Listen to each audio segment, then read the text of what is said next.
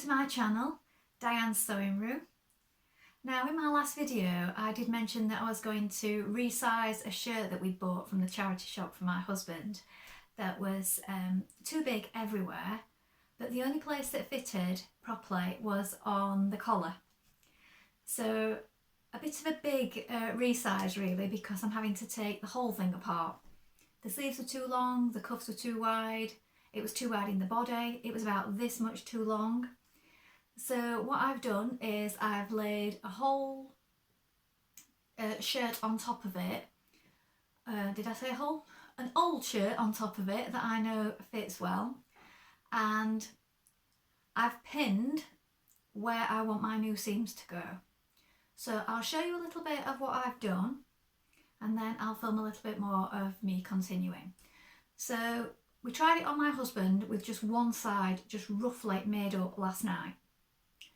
So just to check that it is going to fit in the sleeve now and that the body is okay. But I didn't want to go any further because if I made it all up and then he tried it on and it wasn't right, I'd be unpicking it and doing it all again. So if you're doing something like this, it's always best to have the person around so that they can just quickly try it on and just do a quick run through, do a rough seam, see how you're getting on before you go any further. So that's what I've done and I'll show you that now. So I said I'd show when I was going to resize this shirt. Now this was a shirt that we bought from a charity shop and my husband went on the collar size, but when we got it home, because he didn't try it, it's very big. So I'm having to resize the whole thing. So not just take it in, but redo the shoulders, the sleeves, everything. So what I'm doing is I've got one of his, whoops, sorry about that, one of his shirts that does fit him and I'm going to place it on top. So I've buttoned this one up. I'm going to have a look here how much out the shoulder is by. Let me just take my cardigan off because I'm getting quite hot. Right, so here is the shoulder on a shirt that does fit him. I'll line it up here. So look where we are. We're quite a way out, aren't we? So I'm going to put a pin there. And that's where the top of my sleeve needs to come. So I'm going to take this much out here and do the same on both sides. So I've already unpicked the cuff because when we've taken the sleeve in and redone that, that needs to go back in there, look.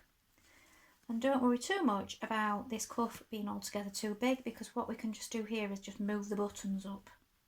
So you could redo the whole thing if you wanted, but I'm not going to do that because my husband won't mind. I'm going to move them up to make the cuff smaller, to make it the right size. So this is the cuff on this one.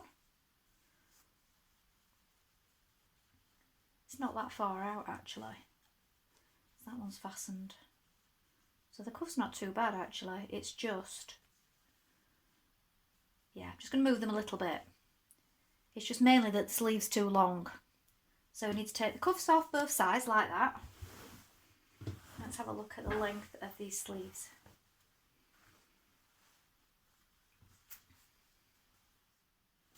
That won't be too bad. So it's mainly the width of them. Let me move that out of the way. Let's have a look.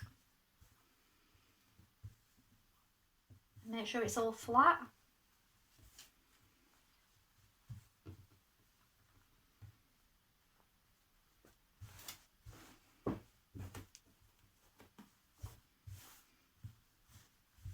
So this is how much we need to take out, look. So I'm going to run some pins along there so I know where we're going to. About here.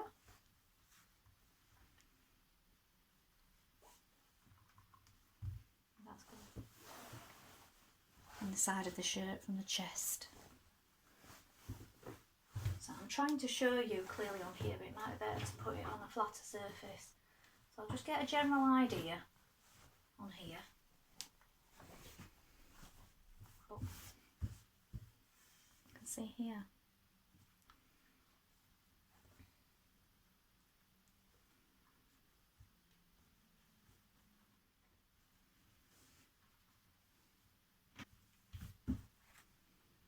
So I'm just going to repeat those markings all the way around for now, and what I'm going to do is put the sleeve in and then check it, let him try it before I go any further with adding the cuff and make any adjustments there.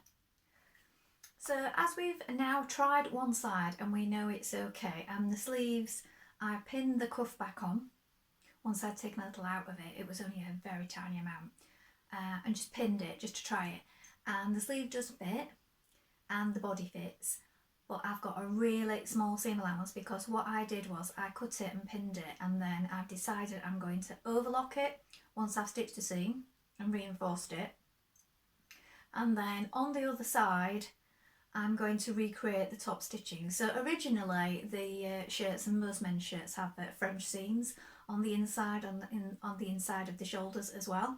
I'm not recreating French seams.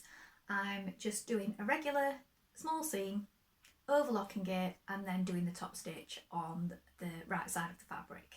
So that's what I'm going to do. So one sleeve is on and in place, and so is the side seam because we've tried it. And then I'll show you now I'm putting the other sleeve back in, and you need to make sure you get it the right way around. So you need to make sure that the back bit where the buttons are goes to the back and open it out. And also it helps before you unpick it if you mark the shoulder point here on the sleeve and on the top of the shirt, so you know you get this central point correctly as well. So you can do that with a pin, with chalk, or just do a little snip. So I'll show you that now. I'll put my cup of tea down and bring you in a bit closer. So here is my shirt, and here is the top. Here is the shoulder point. I've got a pin in just there, and then this is my sleeve opened up, and also you'll want to pin where the pleats are on the sleeve if you've unpicked your cuff, because these will all come apart otherwise, and you can baste across there. You can also find that this is a good way to make the sleeve a little bit narrower at the cuff if you need to as well. So if you're going to adjust your cuff and make it smaller, you can make these pleats a little bit bigger, and that will bring your sleeve in a little bit also. So that's another thing you can do. So make sure that you've got right sides facing. So I'll show you now. So this here is the under part or the back of my sleeve. That's the back of my shirt. That's my point there that I've marked with a notch, so I know that that needs to match up there. So I'm going to flip that over, so that's right sides facing, and I'm going to pin that first of all there. And I'm also going to pin the underarm points before I pin the rest of it. Now if you've took the same amount out of the side as you have of the sleeve, it will be fine and it will ease in and set in really nicely. You might want to do a line of ease stitching if you're uncertain about pinning this, but now I'm just going to pin the rest of that in place before moving on to the side seam.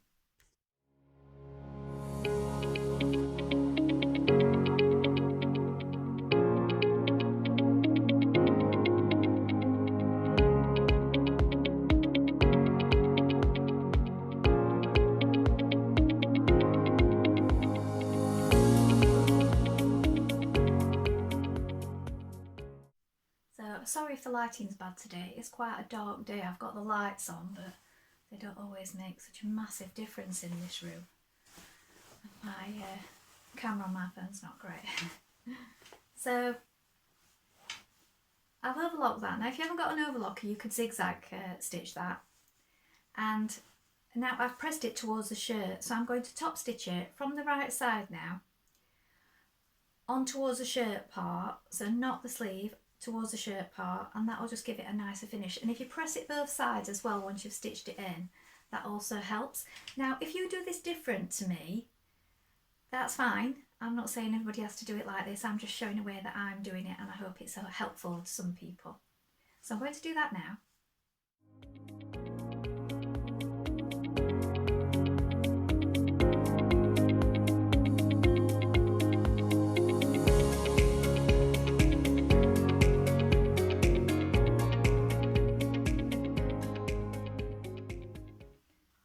So now I'm putting my cuffs back on.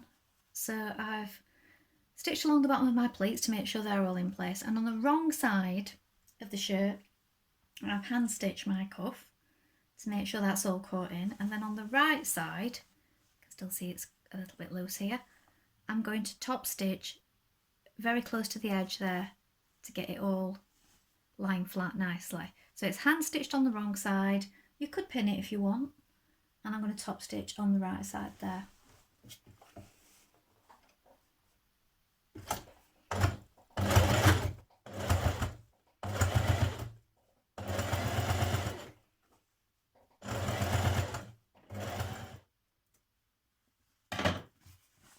So cuff back in.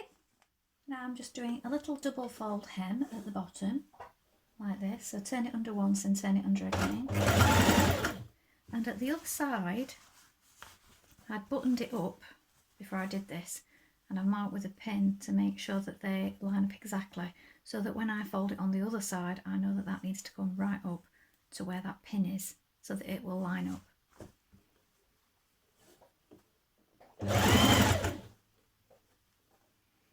So it's all finished. I've kept the curved hem at the bottom, I'll just dip that down a bit. So it's still curved, and we've still got our top stitching.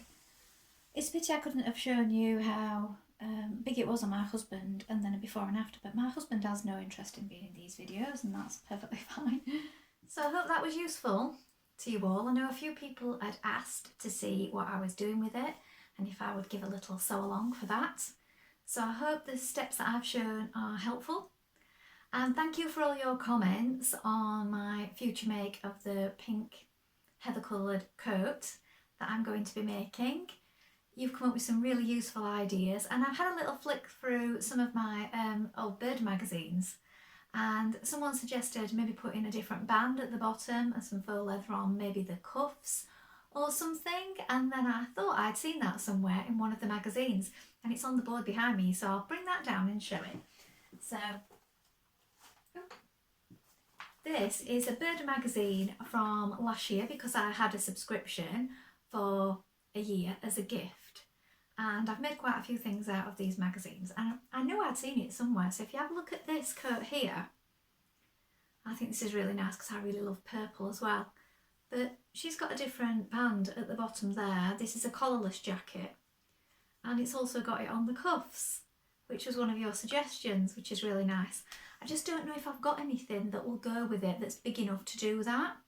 Maybe I've got some that could maybe go on the cuffs and the belt. So I just thought that was really nice, and I thought that I would share that with you. And if you're interested in that, let's have a look which issue this is. Just bear with me a minute. Oh, it wasn't even last year. This one is December 2020. So if you're interested in that coat pattern, that's the Birder magazine to look out for. I know loads of people sell these on when they've finished with them. I've kept all of mine because they've got all these fabulous patterns in them, and I don't have it all the time, so the ones that I've got I've kept, and I keep the patterns that I've made, and the ones that I haven't made, they just stay in the magazine. So there's a few things in various Birder magazines that I'll be making in future, but that's the coat in that one if you're interested. It's December 2020, and I just thought that was nice that somebody had mentioned that, and I knew I'd seen it somewhere. So thank you so much for all your comments and all your suggestions. Thank you if you've subscribed. If you haven't already, will you do that if you enjoyed this and give me a like? It helps to push this video out to other people who might be interested. And I'll be back soon with the coat make. Bye for now.